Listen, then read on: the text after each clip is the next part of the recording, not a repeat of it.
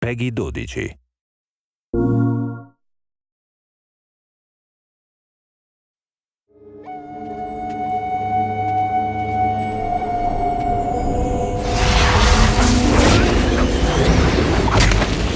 The genesis of the story that we finally ended up with, we were all sitting around and we had been given the mandate to take this move controller and make a magic wand game out of it.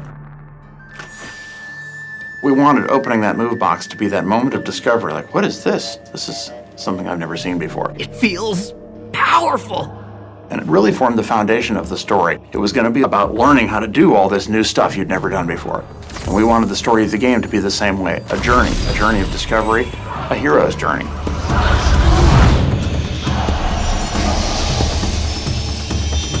We were after an archetypal story that would be a coming-of-age story and a story where a young apprentice makes a simple mistake, unleashes the terrible forces of the world, and has to grow into become himself a great sorcerer when his master is unable to save him from his folly. Here we are, the entrance to Loch Barrow.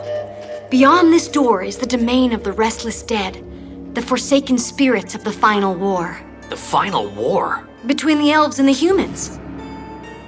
The world of sorcery, it's a world where the realm of fairy and the human realm are very closely intertwined, and there are portals that let you pass back and forth between the two worlds. There is a war between the humans and the fairies about 100 years before the game takes place.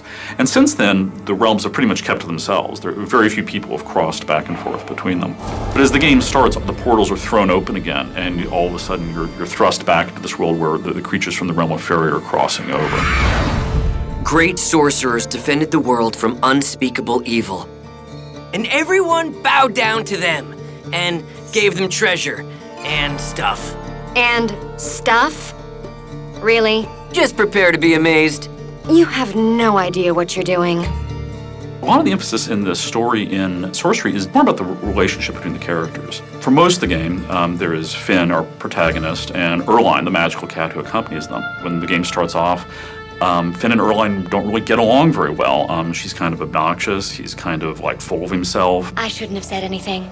Loch Barrow is far too dangerous. You might get hurt, and then I would never forgive myself. Right then, Loch Barrow. Well, this should be entertaining. If you think of your mage that stands in the back and uses his wand and knowledge just to control the world, that isn't Finn. Finn drives forward. He thirsts for knowledge, but he thirsts for adventure more than anything. There are a couple of things we do to sort of play with the fantasy archetypes. One thing is to sort of dig deeper into the reality of any of the archetype.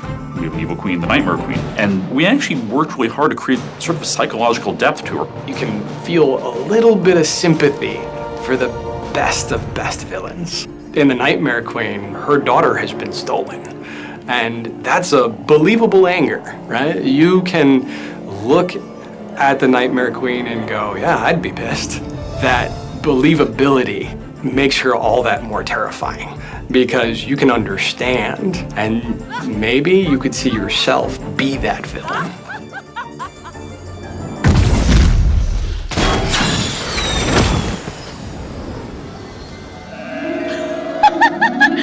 Busted!